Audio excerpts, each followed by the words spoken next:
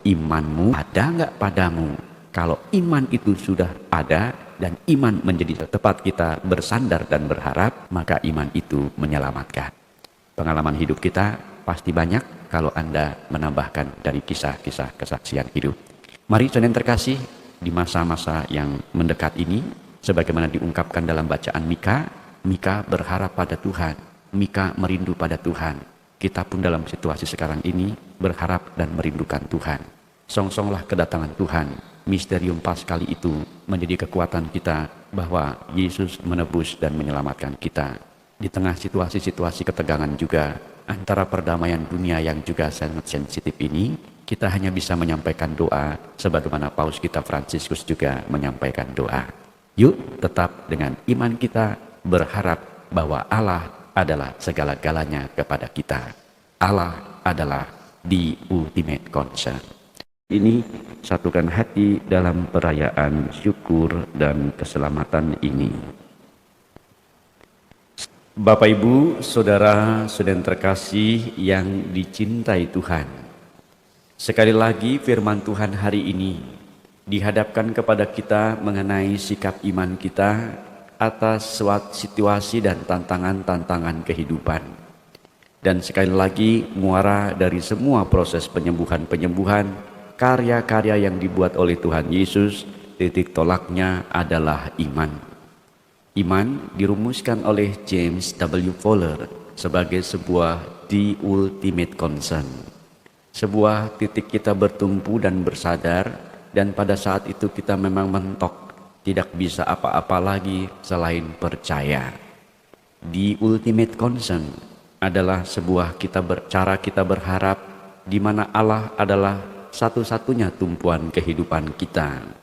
The ultimate concern adalah kepedulian kita yang paling akhir akan tujuan dari peziarahan hidup Anda dan saya di dunia. The ultimate concern adalah sebuah pilihan-pilihan di mana kita menyerahkan semuanya hanya kepada Tuhan semata. Inilah yang dilakukan oleh pegawai Kapernaum yang melihat anaknya sudah kritis, sakitnya demam, sakit parah. Apa yang ia di tengah situasi buntu sulit itu, dia cari dan dengar Yesus datang. Pokoknya aku percaya apa aja yang dikatakan. Sebab sebelumnya memang Yesus mengubah air menjadi anggur, peristiwa yang miracle luar biasa terjadi di sana karena di Kapernaum. Dan kalau Anda membaca Injil seterusnya dari kisah-kisah pelajari kata yang satu ini, kota Kapernaum. Pelajari di sana kota Kapernaum. Kota ini sering didatangi oleh Yesus, sering dikunjungi oleh Yesus. Kota Kapernaum ini bukan desa, melainkan kota yang megah, kota yang strategis, kota yang luar biasa. Mungkin ibarat alam sutra kali ya. Semuanya ada. Indah pemandangannya, ada di sekitar tepi pantai, bisa buat berdagang atau mendirikan villa-villa. Perumahan di sana juga rapi bersih. Kalau Anda pernah ke sana melihat di antara belahan antara Betania dan juga pesisir Galilea, di sana kita akan temukan kota Kapernaum. Indah memang. Kota ini mungkin juga kita ibaratkan kota Jakarta lah, daripada Wonosari, ya kan, daripada pelosok-pelosok lain. Nah, kenapa Yesus sering hadir di tempat ini dan memberikan banyak mukjizat? Karena sikap orang-orang Kapernaum itu baik-baik. Sikap orang Kapernaum itu bukan hanya material yang menjadi fokus kehidupan mereka, tetapi Tuhan juga menjadi segala-galanya. Maka ketika pegawai di Kapernaum berkata, kamu kan cuma mengandalkan tanda dan mukjizat baru kamu percaya. Enggak Tuhan, apa yang kau katakan, aku percaya. Dan Tuhan hanya mengatakan, anakmu hidup. Lalu di cross check dalam perjalanan, ternyata anaknya hidup. Pukul berapa? Pukul di mana Yesus mengatakan anakmu hidup.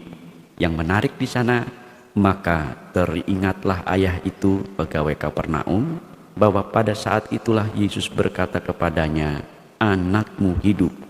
Lalu ia pun percaya. ia dan seluruh keluarganya. Dan itulah tanda kedua yang dibuat Yesus ketika ia pulang dari Yudea ke Galilea. Sekali lagi menjadi sebuah kesaksian. Inilah contoh-contoh kehidupan. Kita pun kadang-kadang berhadapan dengan situasi-situasi yang sulit, mentok dengan segala urusan. Mungkin juga kita berhadapan dengan masalah-masalah kehidupan yang besar, atau kita berhadapan dengan sakit penyakit, ataupun kita berhadapan dengan hal-hal yang mungkin di luar nalar kita. Apa yang menjadi pegangan saat ini, apapun tingkat kesulitan kita, ketika kita mentok dengan segala upaya-upaya yang kita lakukan, maka kita berusaha mencari jalan kemanapun itu. Dan the ultimate concern adalah jawaban kita untuk berpegang kepada Tuhan. Hanya Yesus sumber iman, sumber pengharapan, sumber cinta kasih, sumber kekuatan kita. Hanya Yesuslah tempat kita bersandar, ke tempat kita berharap dengan segala cara yang telah kita tempuh. Sekali lagi, kalau muaranya adalah iman, maka iman ini menyelamatkan. Romo membaca seluruh Injil, baik Injil Matius, Lukas, Markus, dan Yohanes, teliti melihat satu persatu kata demi kata. Menurut saya kesimpulannya sederhana. Yesus hanya ingin mengajarkan kepada Anda dengan pesan-pesan sabda Tuhan, ialah imanmu ada nggak padamu? Kalau iman itu sudah ada dan iman menjadi tempat kita bersandar dan berharap, maka iman itu menyelamatkan. Pengalaman hidup kita pasti banyak kalau Anda menambahkan dari kisah-kisah kesaksian hidup. Mari saudara yang terkasih, di masa-masa yang mendekat ini, sebagaimana diungkapkan dalam bacaan Mika, Mika berharap pada Tuhan, Mika merindu pada Tuhan. Kita pun dalam situasi sekarang ini berharap dan merindukan Tuhan. Song-songlah kedatangan Tuhan. Misterium Paskali itu menjadi kekuatan kita bahwa Yesus menebus dan menyelamatkan kita. Di tengah situasi-situasi ketegangan juga, antara perdamaian dunia yang juga sangat sensitif ini, kita hanya bisa menyampaikan doa sebagaimana Paus kita Fransiskus juga menyampaikan doa. Yuk tetap dengan iman kita berharap bahwa Allah adalah segala-galanya kepada kita. Allah adalah the ultimate concern. Tuhan memberkati. Amin. Tuhan bersabda, Rohku akan kucerahkan dalam batinmu, supaya kamu hidup seturut perintahku dan menaati serta melaksanakan titahku. Bapak, Ibu, dan saudara yang terkasih, terima kasih untuk rahmat kebersamaan di antara kita, juga untuk opa oma yang ada di rumah masing-masing yang mengikuti ekaristi kami. Tuhan berkati untuk kehadiran kalian. Amin. Amin. Terima kasih untuk para petugas, lektor, komentator, juga prodiakon, petugas Komsos, tim balap, dan juga koster, mereka yang terkait dalam perayaan syukur ekaristi ini. Terima kasih, Tuhan memberkati pelayanan saudara. Amin. Amin. Jangan lupa Anda dalam doa-doa pribadi titipkan 1-2 kalimat untuk perdamaian Ukraina dan Rusia. Ini menjadi penting karena catatan-catatan ini juga tampak dalam referensi pesan-pesan Maria di Fatima. Buka-buka lagi, di sana akan ada beberapa pesan-pesan Yesus yang amat penting.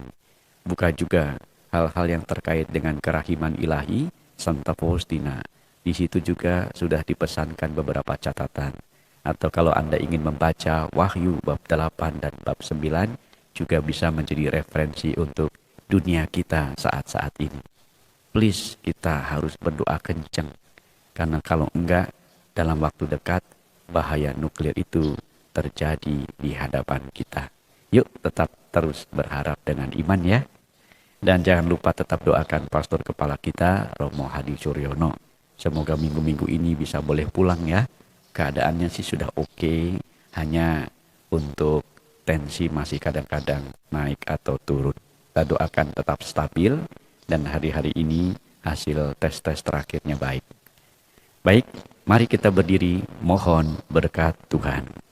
Tuhan bersamamu. Dan bersama rohmu. Semoga Anda dan saya dalam kehidupan sehari-hari senantiasa dilindungi, dijaga, diberkati oleh berkat Allah yang Maha Kuasa, Bapa dan Putra dan Roh Kudus. Amin. Pergilah, ekaristi syukur kita sudah selesai. Syukur kepada Allah.